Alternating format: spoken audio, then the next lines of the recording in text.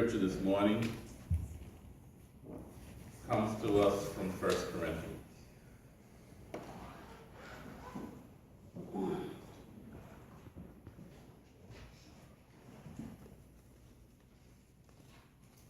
First Corinthians, the 10th chapter and the 11th verse.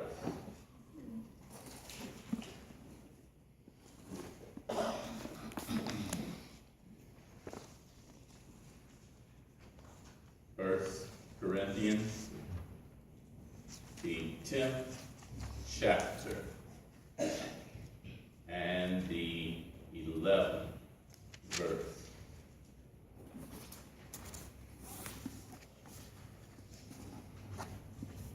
Now these things happened to them as examples, and they were written as a warning to us, on whom the end of the ages have come. Now these things happened to them as examples, and they were written as a warning to us, on whom the end of the ages have come. So, how are we doing? We're now 16 days into the Lenten season. Remember, we don't count Sundays because Sundays are days of celebration. So we're 16 days into the Lenten season. How are we doing? Are we spending more time in prayer? I didn't ask earlier if anyone was fasting, and I hope if you're fasting, you aren't being overly tempted. I found that when I'm fasting for Lent, it's easier. It gets easier after the first couple of weeks. During the first couple of weeks, it's very difficult for me. It's when I find all the restaurants that I hadn't seen before.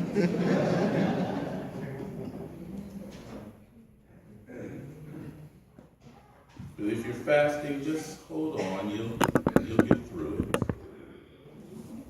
During this Lenten season, have you seriously examined yourself? Have you found those things or that one thing that you really need to turn over to God? Want to encourage you to surrender whatever that is, and just wait and watch how God will move in your life. But whatever spiritual discipline or practice you're seeking to develop during this Lenten season, I don't want you to be disappointed if you do not see immediate results. Spiritual things are not sequestered to earthly time. Amen. Things are taking place in your spirit that you don't even know about. And anyone who seriously seeks God is rewarded. Don't look for things to happen according to your time frame. God reveals in God's own time. Now, on this third Sunday of Lent, I want to encourage us in our continued reading of the Scriptures. Reading the Scriptures is an important element of our devotional life, and we cannot overlook or neglect it. Listen to our text this morning. Now, these things happened to them as examples, and they were written as warning to us. Stories and the incidences in the Bible were written down for our sake, so that we can learn from them. But if we never take the time to read the Scriptures, and to read it regularly, how can we ever learn? I'm going to admit something to you. Pastors have a difficult time reading Scripture. The reason is that we spend so much time in the scriptures for what we need to do each week that it's difficult for us to actually sit down and read the scriptures for personal development. Just speaking for myself, I have Bible study and at least one other study that I need each week. So I'm reading for those and reading commentaries and other things, and then I have a sermon each week to prepare. So I spend the week studying scripture and commentaries just to do what I'm called to do each week. We tend to give so much time and attention to the study of those things which we're called to do. We really don't take the time to sit down and read the scriptures for ourselves. I'm on several online forums where we're encouraged to read the Bible for the sake of reading it. Not to get caught up in what we have to do and the things we have to prepare, but just to read the Bible for our own development. And what generally lacks in our ministry is our own personal development. Because we don't give enough time to our own spiritual development, we don't grow. We find ourselves stuck in the same spiritual place year after year. And when we don't grow, one or two things happen. If we don't grow, you don't grow, or you'll grow beyond our ability to lead you. I don't want either of those to happen, so I give attention to my own devotional life. One of the things that helps me is that I have a devotional book, which actually I've been using for over 30 years. It gives me a series of readings for each day.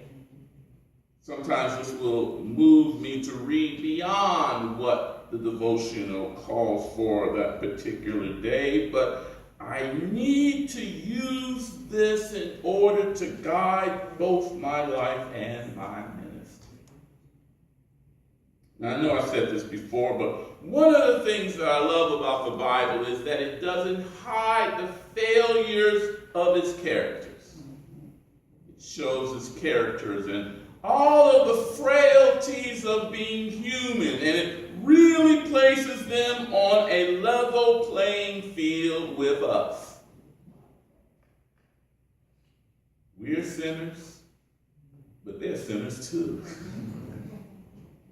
We can't say that they are any better than us because they're written into the Bible, because when we see what they did, they're just like us. In Romans, Paul refers to Abraham as the father of our faith. But when you read his story in Genesis, you see that he gave his wife to another man twice to save his own life. Both times, God frowned upon Abraham for what he had did. Yet, the Bible says that Abraham believed God, and it was credited to him as righteousness. Moses is the great lawgiver who led the people out of slavery in Egypt towards the promised land. But Moses murdered the Egyptian guard and fled Egypt as a fugitive. Yet, because he responded to God's call out of the burning bush, God turned him into the great leader that he was. And even Paul was less than stellar in his life. He was an accessory to the murder of Stephen, and in persecuting the church, there's no way of knowing how many other murders he participated in. Yet the Lord came to him and asked a very simple question. Saul, why are you persecuting me? From that simple question, his name was changed and he became the single most prolific writer of the New Testament. Now, there are many others that I could mention this morning, but what it shows us, that even those who are in the Bible have committed what some of us would consider the worst of sins, yet even they were redeemed. If they can be redeemed, so can we if we respond to God's call. Paul understood the need for our reading the scripture, and he encourages us to do so. Generally, we're told to read scripture to learn more about God and to draw closer to God. Certainly, we need that. But Paul tells us that scripture was given to us as a warning. It is a warning in that through the lives and the mistakes of the biblical characters, we learn from them what not to do, how not to make their mistakes. And when we're regularly reading the scripture in our daily devotions, we'll understand what Paul is saying in our text. These things happened to them as examples, and they were written as a warning to us. When we look at our scripture, we see that Paul is encouraging us not to do what the Israelites did in the wilderness. Listen to our scripture beginning in verse 7. Don't become idolaters, as some of them were. Let us not commit sexual immorality, as some of them did. Let us not test Christ, as some of them did. Nor should we complain, as some of them did. All of these things, the Israelites sinned and angered God. And because they angered God, God's judgment fell upon them, and thousands of them died in the wilderness. Paul is trying to warn us not to be like them so that we would not face the same punishment. But not only that, Paul is also telling us that the reason these things were written down for us is so that we might not make those mistakes. We would not commit their sins, but instead that we might learn what not to do. Scripture is a warning for us. And because it is a warning for us, Paul is also stressing why it is important to read Scripture every day. How will you ever know the mistakes of those who have gone before if you don't read? How can we learn from them what not to do if we don't read about what they did? The warning of Scripture is only as good as the amount of time we spend reading the Scripture. Finally, not only is a Scripture a warning for us of what we should not do, it is a guide to us as to how to escape and overcome temptation. Listen to verse 13. No temptation has overtaken you except what is common to humanity. God is faithful, and God will not allow you to be tempted beyond what you are able. But with the temptation, God will also provide a way of escape so that you are able to bear it. If I have a favorite scripture, this is one. When I first read it, I grasped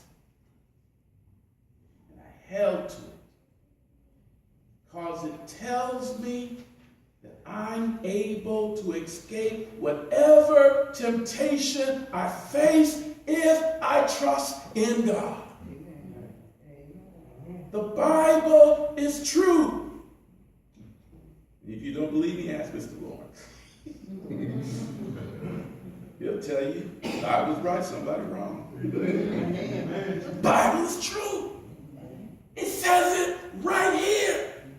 With every temptation, God provides a way for us to escape.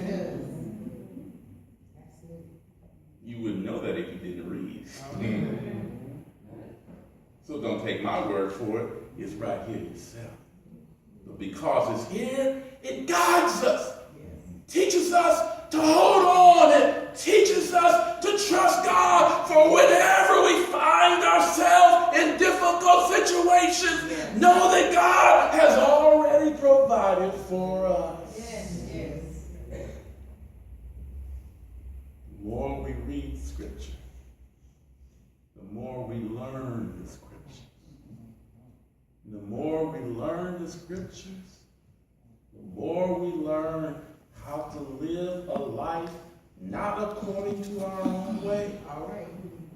You see how much trouble your own way has gotten you? Not according to our own way, but according to the ways of God. Yes. And the Bible tells us how that is to be done if we would read it and learn to live by it. All right. Yes. It is a warning to us what it is we should not do. It's a warning to us through those characters in Scripture, and it shows us all of their frailties. But it is a guide for us on what we should do. And if we follow it, it will guide us